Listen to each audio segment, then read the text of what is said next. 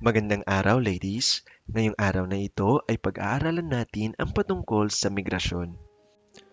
Ano nga ba ang migrasyon? Ito ay tumutukoy sa paglipat ng mga tao sa ibang lugar upang doon manirahan. Noong unang panahon, ladies, ay mayroon ng migrasyon na nangyari. Hindi na bago sa atin ang migrasyon o pandarayuhan.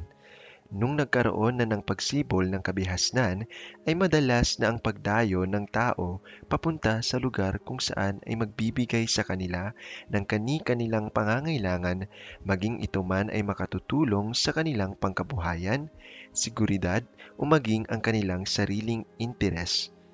Dito sa ating bansa, ladies, ay maraming mga Pilipino ang pinipiling mangibang bansa, partikular ang mga Overseas Filipino Workers or OFWs na kung saan ay nagpapadalas ng dolyar sa kani-kanilang pamilya o kamag-anak sa ating bansa at nakatutulong sila upang mapaunlad ang ekonomiya ng ating bansa. Ladies, sa pag-aaral ng migrasyon, partikular na ang international migration, ay dapat ninyong tandaan o maunawaan ang ilang termino o salitang madalas gamitin sa disiplinang ito. Una na riyan ang migration stocks. Ano nga ba ang migration stocks? Ladies, ang migration stocks ay tumutukoy sa bilang ng mga migrante na naninirahan sa isang bansa o rehiyon sa naitakdang panahon. Halimbawa na riyan, ladies, ay madalas gamitin ang mga salitang inflow, entries o immigration. Samantalang ang migration flows ay tumutukoy sa bilang ng mga migrante na pumapasok o umaalis sa isang bansa o rehiyon sa isang tiyak na panahon. Halimbawa nito, ladies, ay ang madalas na gamiting termino ang immigration, departure o outflows. So, ngayon naman, ladies, alamin natin ang pinagkaiba ng dalawang ito, ang immigration at immigration. So ngayon, ladies, sa videong ito, babaguhin ko lang po yung pagbigkas ng dalawang salitang ito para sa gayon ay mas maintindihan ninyo kung ano nga ba yung salita na tinutukoy ko. Okay? So, yung una, sasabihin ko na lang, bibigkasin ko na lang as immigration.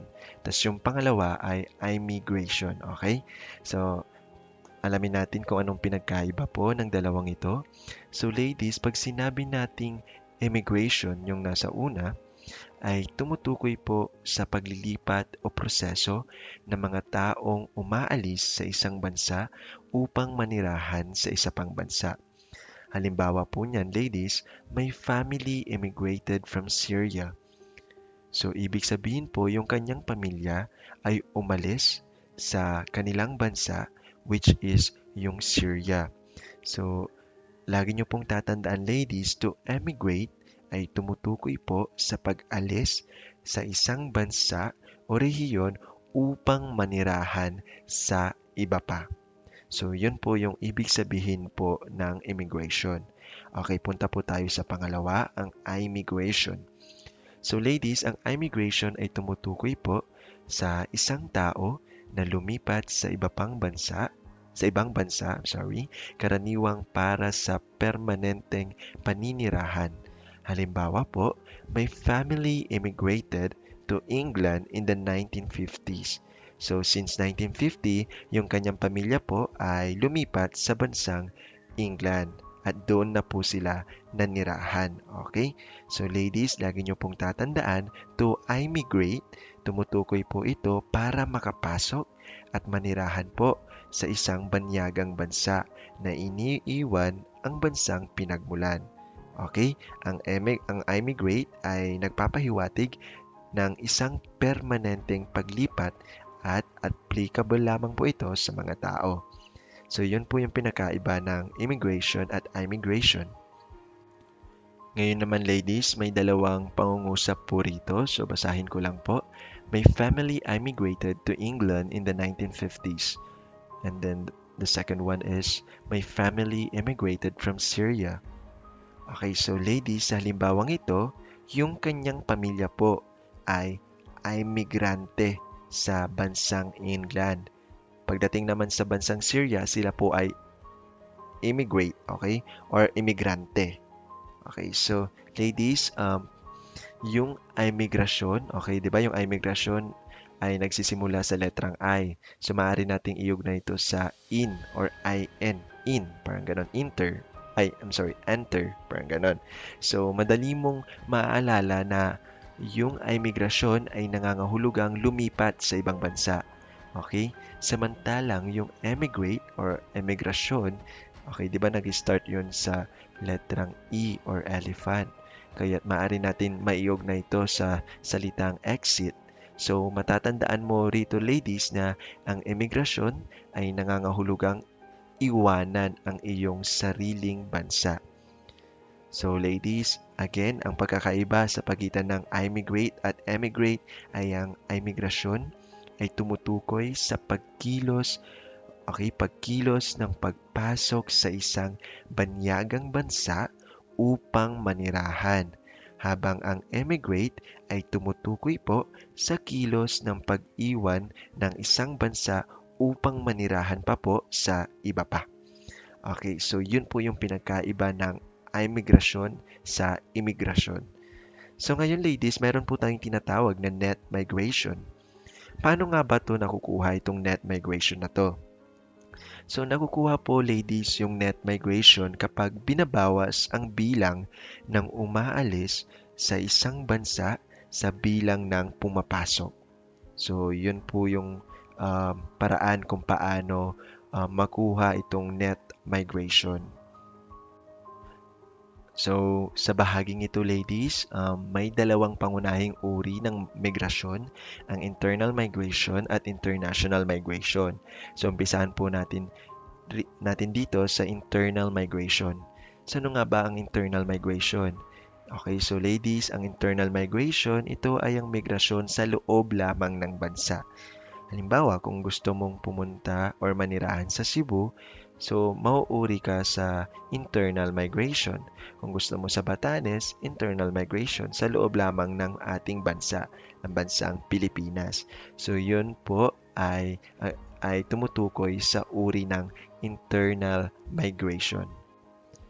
Batay sa 2018 National Migration Survey or NMS 2018, halos 55% ng mga Pilipinong nasa edad 15 pataas ang lumipat po o nanirahan sa ibang lungsod o munisipalidad, lalawigan, rehiyon o bansa sa loob ng 3 buwan o higit pa mula ng isilang.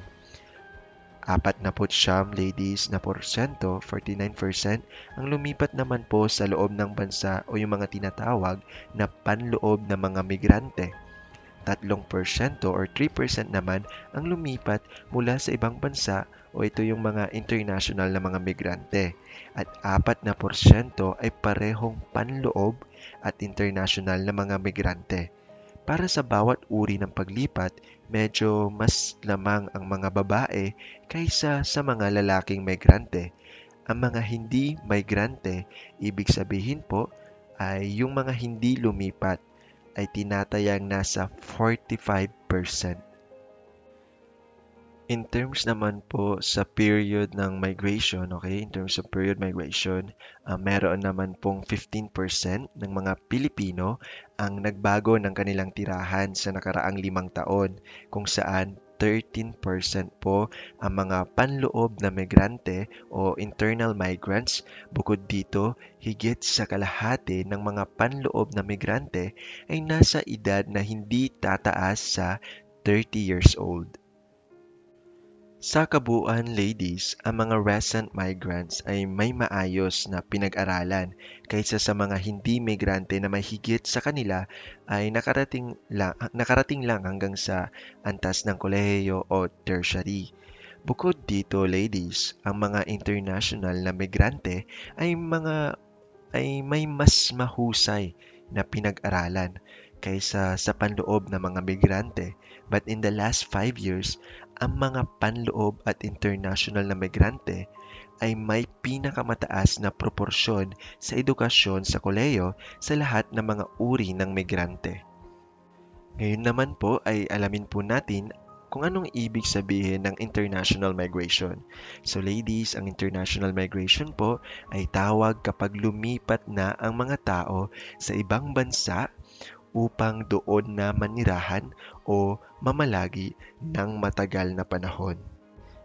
Batay sa World Migration 2020 na inilabas ng International Organization for Migration, tinatayang aabot sa 272 million international migrants ang mayroon sa buong mundo.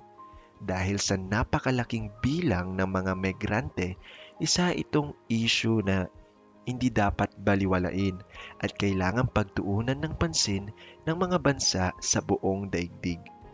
Kung mapapansin po natin, mas maraming mga lalaki na international migrants which is 52% kaysa sa mga babae which is 48%. Ayon naman po sa Migration Policy Institute, narito ang 5 bansa na may pinakamaraming immigrants sa buong mundo. Una na riyan po ang bansang United States, Saudi Arabia, Germany, Russian Federation at United Kingdom. Ngayon naman po ladies, alamin po natin ang ibang uri ng migrante.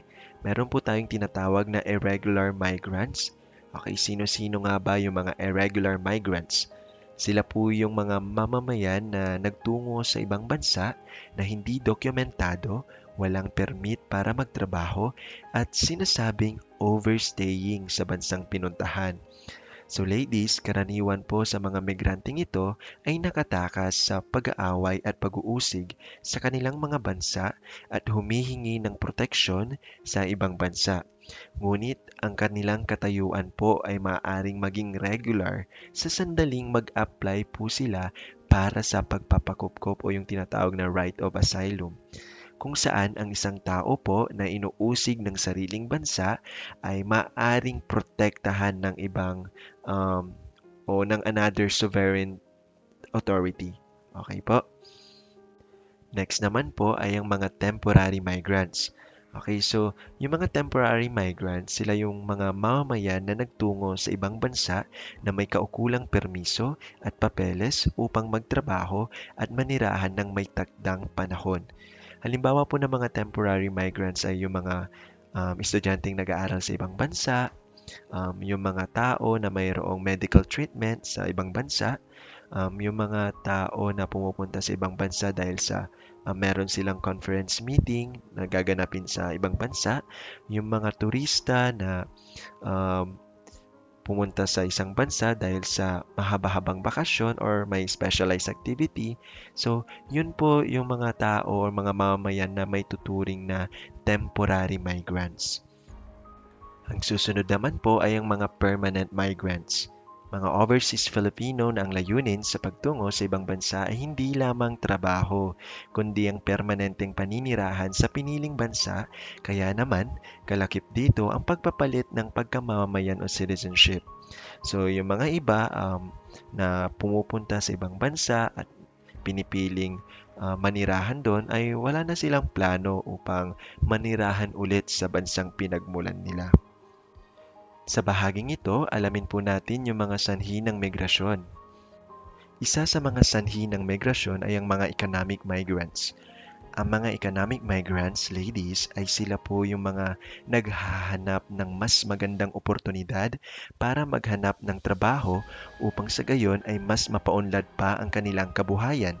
Sa kasalukuyang panahon, mas lalong dumadami ang economic migrants na pinipiling mangibang bansa na nais nilang bansa na sa tingin nila ay magkakaroon ng malaking pagbabago sa pamumuhay nila pati na rin ang kanilang pamilya. At dahil isa sa mga nagiging epekto ng globalisasyon ang pagliit ng mundo, kaya't ang mga tao ay madali nang makahanap ng trabaho sa ibang bansa. Ang susunod naman po na sanhi ng migrasyon ay ang paghahanap ng ligtas na tirahan.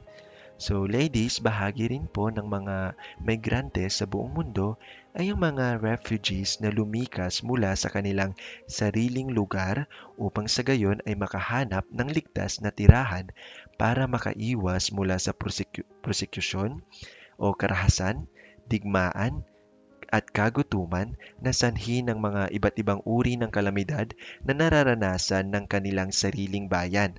So ladies, mahalaga ang pagkakaiba sa pagitan ng isang refugee at internally displaced person. Ang dalawang ito, ladies, ay parehas na tumakas mula sa kanilang sariling bayan upang mabuhay. Ang mga refugee ay kailangang tumawid sa international borders para makahanap ng ligtas na lugar.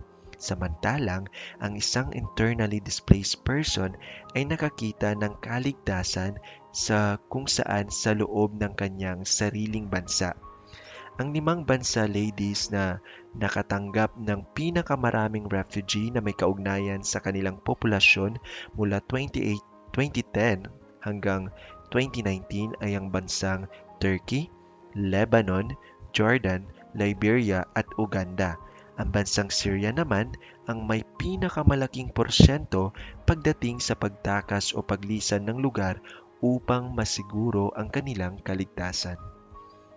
Next naman po ay ang paghihikayat ng mga kapamilya o kamag-anak na matagal nang nanirahan sa ibang bansa. So ladies, isa rin na sanhi ng migrasyon po yan, lalo na sa ating bansa.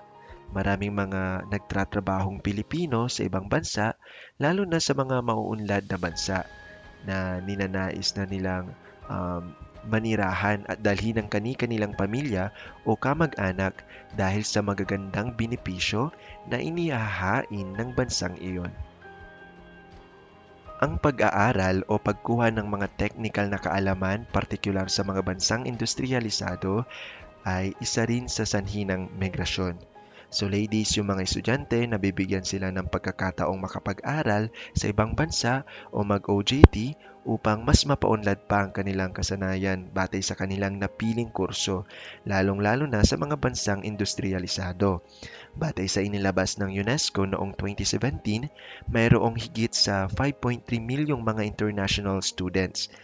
Mahigit sa kalahati ng mga ito ay nakatala sa mga programang pang-edukasyon sa 6 na bansa, ang United States, United Kingdom, Australia, France, Germany at ang Russian Federation.